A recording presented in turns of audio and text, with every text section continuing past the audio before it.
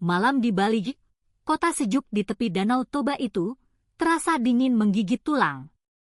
Namun, di dunia maya, suasana justru panas membara. Sebuah video berdurasi 2 menit, direkam goyah dengan kamera ponsel, menyebar laksana api di musim kemarau. Video itu memperlihatkan seorang polisi berseragam lengkap, dengan postur tegap dan suara menggelegar, tengah memarahi seorang siswi SMA yang basah kuyup di tengah guyuran hujan lebat.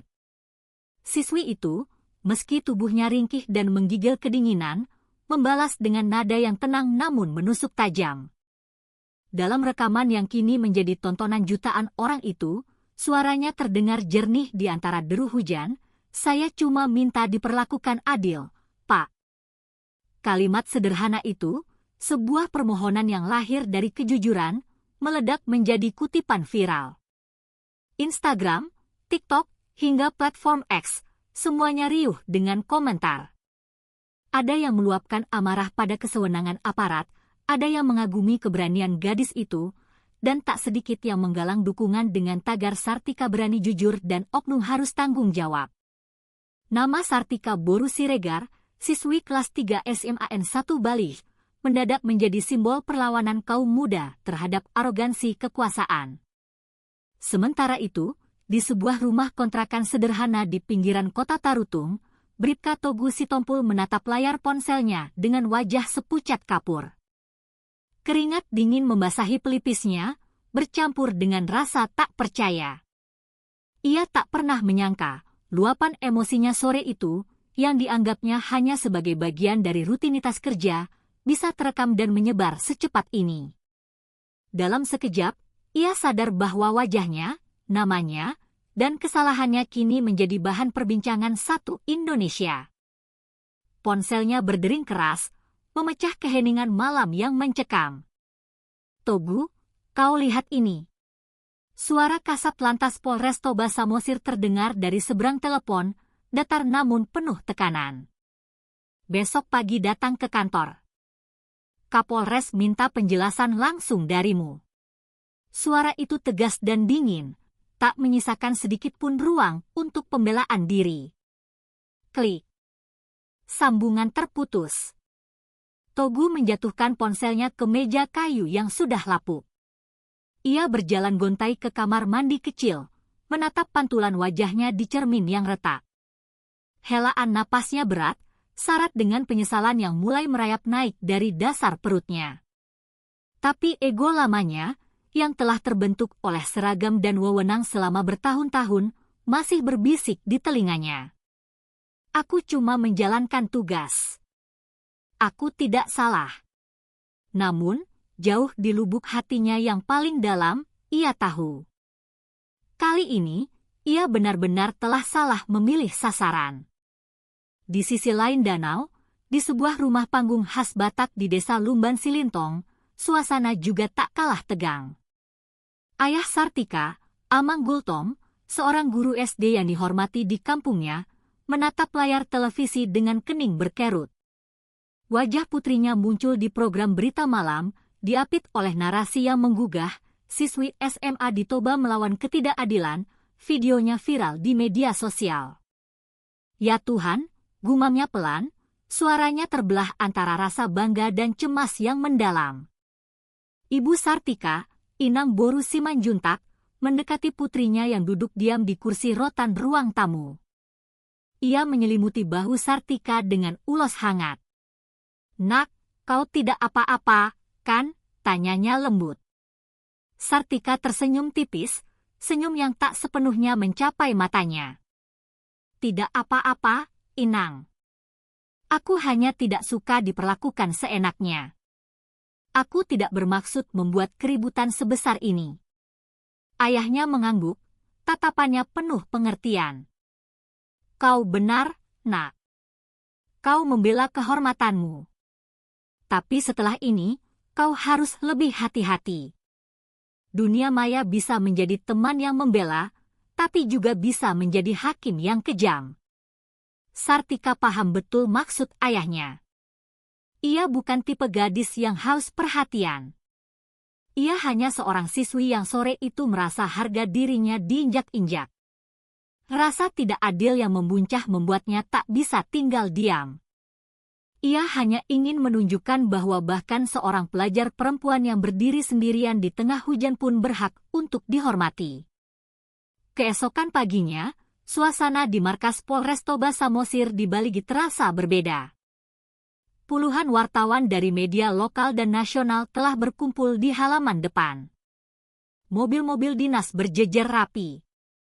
Kamera-kamera telah siaga, siap merekam setiap gerak-gerik.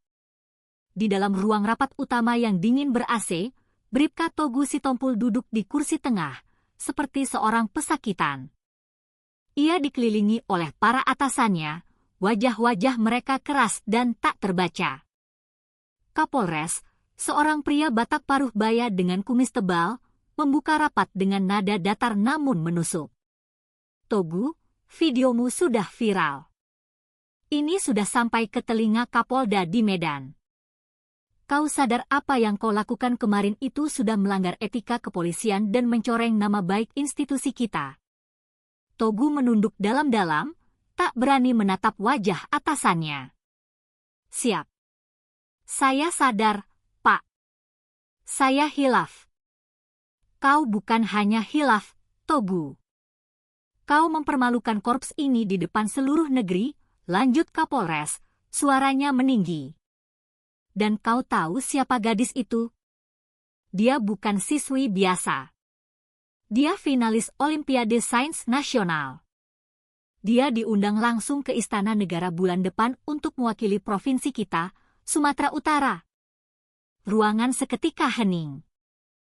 Hanya suara AC yang mendengung. Togu menatap lantai keramik yang dingin. Matanya perlahan berkaca-kaca. Ia menelan ludah dengan susah payah, merasakan pahitnya penyesalan yang mencekik tenggorokannya. Tapi semua penyesalan itu datang terlambat. Beberapa hari kemudian, berita tentang insiden itu tak kunjung padam.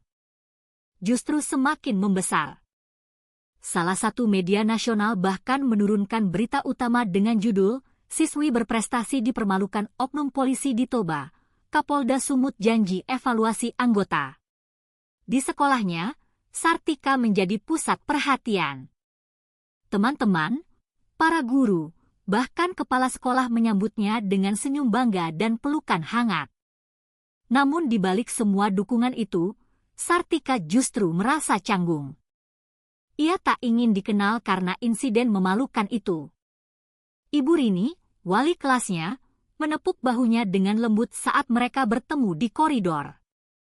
Kamu sudah menunjukkan keberanian yang jarang dimiliki anak seusiamu, Sartika.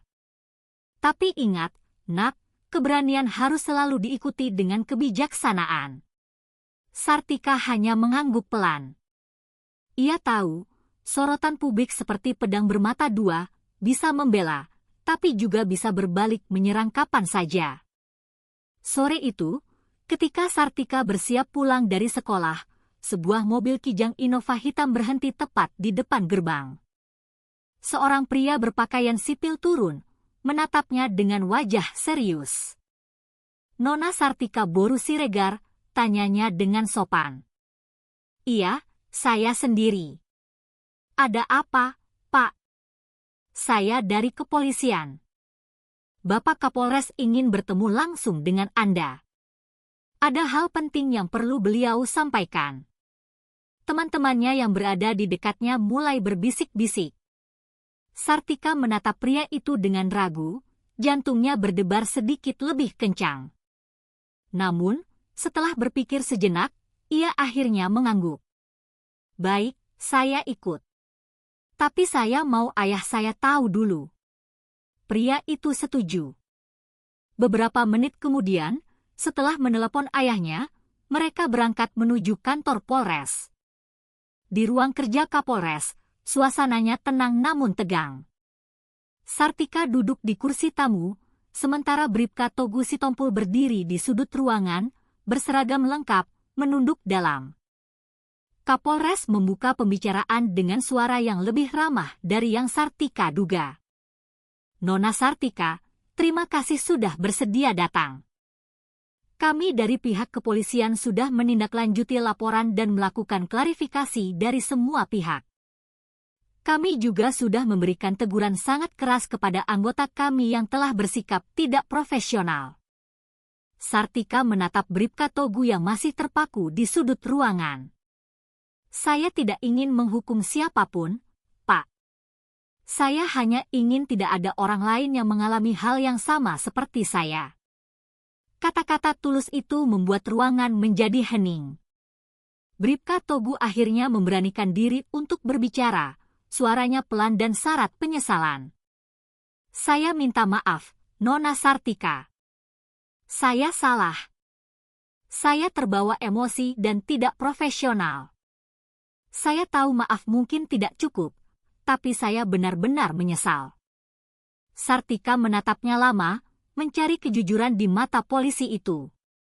Lalu, ia berkata dengan tenang, kalau Bapak sungguh menyesal, tolong jadikan pengalaman ini pelajaran.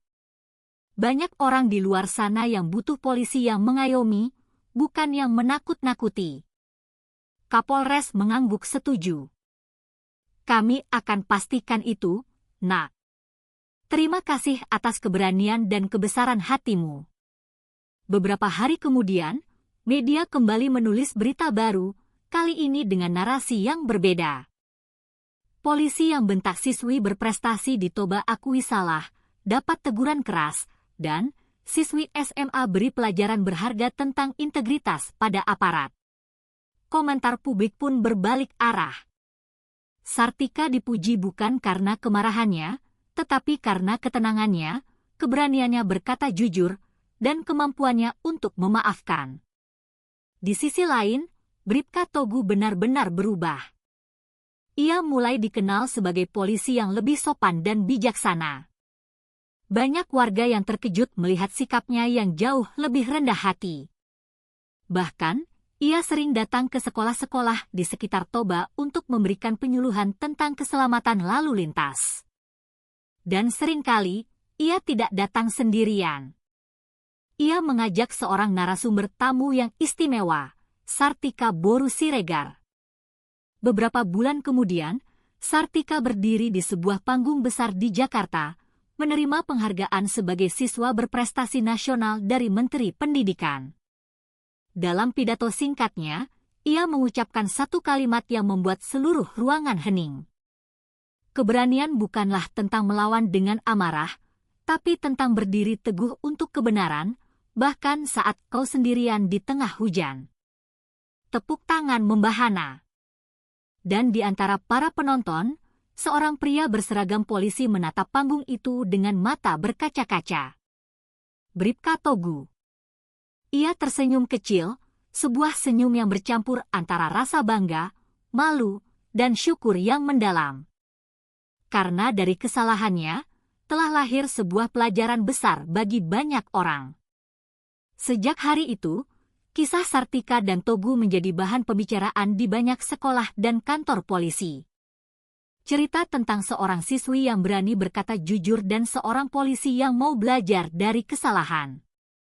Dan bagi banyak orang, itu bukan sekadar kisah viral sesaat, tapi cermin tentang keadilan, keberanian, dan kekuatan perubahan. 3 tahun berlalu sejak peristiwa yang menggemparkan Baligi itu. Dunia sudah banyak berubah.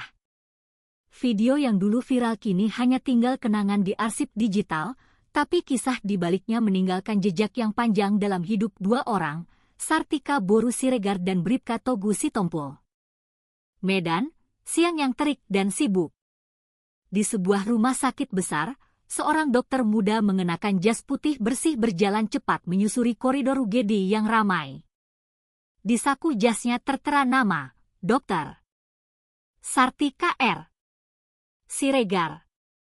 Ia baru saja menyelesaikan masa koasnya dan kini bertugas sebagai dokter jaga di rumah sakit rujukan utama di Sumatera Utara.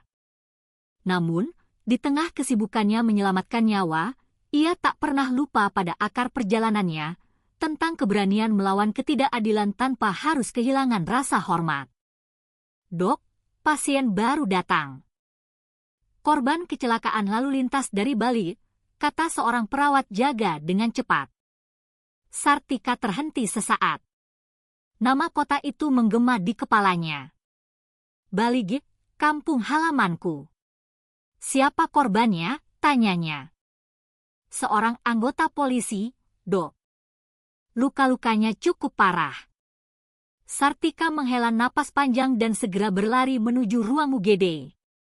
Saat tirai hijau dibuka, matanya membeku. Di atas ranjang dorong, tubuh yang penuh luka dan berlumuran darah itu adalah wajah yang sangat ia kenal. Bribka Togu Sitompul. Jantungnya serasa berhenti berdetak. Semua kenangan lama melintas secepat kilat, hujan deras di tepi danau, kata-kata keras yang menghina, permintaan maaf yang tulus, dan payung biru yang pernah mereka bagi. Sekarang, pria itu terbaring tak berdaya, tubuhnya penuh perban darurat. Perawat menambahkan informasi, dia kecelakaan saat patroli, Dok. Tapi menurut saksi, dia sempat menyelamatkan seorang anak kecil yang menyeberang jalan sebelum tertabrak mobil dari arah berlawanan. Sartika menelan ludah, menenangkan gejolak di dalam dirinya.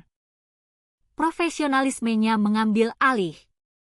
Baik, siapkan ruang operasi sekarang. Saya yang akan pimpin tim. Selama 3 jam berikutnya, Sartika memimpin tim medis dengan fokus penuh.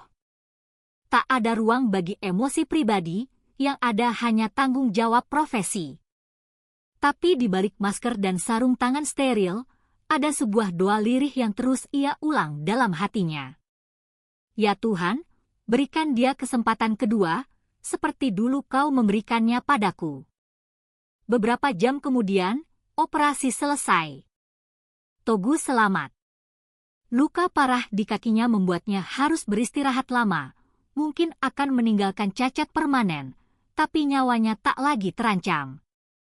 Ketika ia siuman, matanya yang sayu menangkap sosok berseragam putih berdiri di samping ranjangnya. Sartika, suaranya serak dan lemah. Sartika tersenyum kecil. Iya, Pak. Kali ini gantian saya yang menolong Bapak. Togu menatap langit-langit ruangan sejenak, lalu tertawa pelan meski wajahnya masih meringis kesakitan. Dunia ini kecil sekali, ya. Aku diselamatkan oleh orang yang dulu pernah kusakiti. Sartika duduk di kursi di dekat ranjang. Mungkin ini bukan kebetulan, Pak. Mungkin ini cara Tuhan menunjukkan kalau kebaikan itu selalu berputar. Hari demi hari berlalu. Togu menjalani masa pemulihan di rumah sakit itu. Meski kini jalannya mulai pincang, semangatnya tak pernah padam. Sartika sering datang memeriksanya, bukan hanya sebagai dokter, tetapi sebagai seorang sahabat lama yang kini melihat buah dari sebuah perubahan nyata. Suatu sore, saat matahari condong ke barat, Togu menatap keluar jendela sambil berkata, Sartika, dulu kupikir hidup ini hanya soal perintah dan disiplin. Tapi setelah semua yang terjadi, aku sadar hidup ini tentang tanggung jawab dan hati nurani. Sartika menatapnya dengan senyum lembut. Saya juga belajar banyak dari Bapak. Tentang memberi kesempatan kedua pada orang lain. Togu mengangguk pelan. Dan kau sudah menjadi dokter sungguhan. Hebat sekali. Bapak juga sudah menjadi sosok polisi yang saya hormati, jawab Sartika tulus. Keheningan menyelimuti ruangan, tapi bukan keheningan yang canggung, melainkan kedamaian yang tumbuh dari luka yang telah disembuhkan oleh waktu. Beberapa bulan kemudian, Togu resmi pensiun dini karena kondisi kakinya. Namun, ia tidak berhenti mengabdi.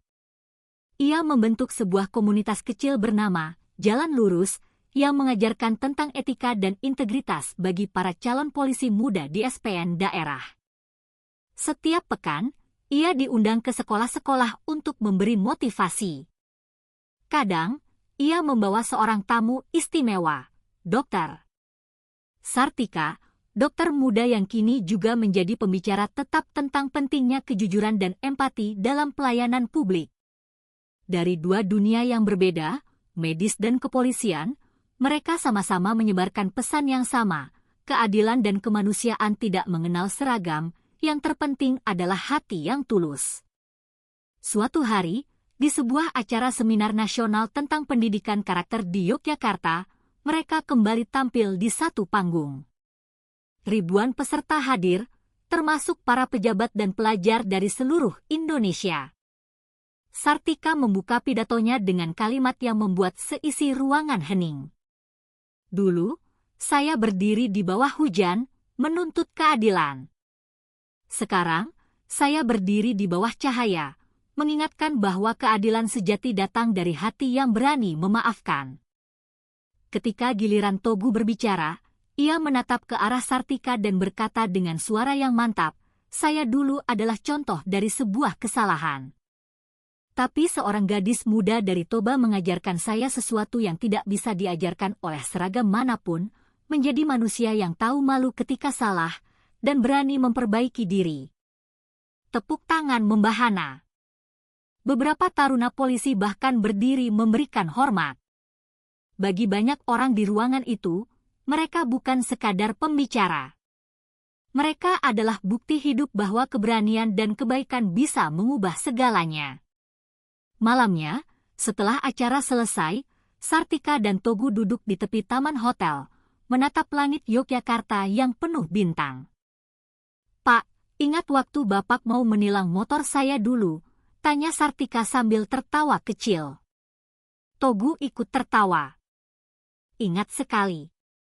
Kalau saja waktu bisa kuputar kembali, aku akan langsung minta maaf di tempat saat itu juga." Sartika tersenyum. "Kalau waktu bisa diulang, mungkin saya juga akan lebih sabar.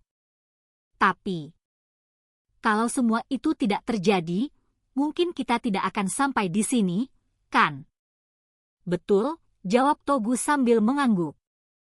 "Tuhan memang punya cara yang aneh untuk mempertemukan dua orang, tapi selalu untuk alasan yang baik." Mereka berdua terdiam, menatap bintang-bintang yang perlahan mulai tertutup awan. Hujan rintik-rintik mulai turun, seolah ingin menutup lingkar kisah yang pernah dimulai dengan hujan pula. Kali ini, tidak ada kemarahan, tidak ada tuduhan. Hanya ada dua manusia yang telah belajar dari hidup dan menemukan kedamaian di dalamnya. Beberapa tahun kemudian, kisah mereka diangkat menjadi sebuah film pendek oleh mahasiswa ilmu komunikasi. Judulnya sederhana, Di Bawah Hujan, Aku Belajar. Film itu kembali viral, bukan karena sensasi, tapi karena makna yang mendalam. Banyak penonton menulis komentar, andai semua masalah di negeri ini diselesaikan seperti ini, dengan keberanian dan keikhlasan. Sartika menontonnya diam-diam dari laptop di ruang praktiknya. Di akhir film, ada adegan sebuah payung biru yang terlipat rapi di jok motor, dengan narasi suara yang lembut. "Kadang, Tuhan menurunkan hujan bukan untuk membuat kita basah, tapi untuk mempertemukan dua hati yang sama-sama butuh belajar." Sartika menutup laptopnya sambil tersenyum, lalu menatap keluar jendela rumah sakit tempat hujan benar-benar sedang turun di kota Medan. Ia tahu, di suatu tempat di balik, mungkin Togu juga sedang melihat langit yang sama. Sartika kini dikenal sebagai dokter muda yang aktif mengajar di berbagai sekolah dan organisasi sosial. Sementara Togu, meski tak lagi berseragam, masih sering dipanggil Pak Polisi oleh anak-anak kecil di kampungnya. Dua jalan hidup yang berbeda, tapi memiliki satu tujuan, menjaga martabat manusia dengan hati yang bersih. Dan begitulah akhir dari kisah yang dulu viral. Kisah yang dimulai dengan kesalahpahaman di tengah hujan, tapi berakhir dengan perubahan dan persahabatan sejati. Sebuah kisah yang membuktikan bahwa dalam setiap luka, selalu ada pelajaran. Dan dalam setiap hujan, selalu ada cahaya yang menunggu untuk ditemukan. Karena keadilan tanpa empati hanyalah aturan yang kaku, Tapi empati tanpa keadilan adalah kelemahan. Ketika keduanya bersatu,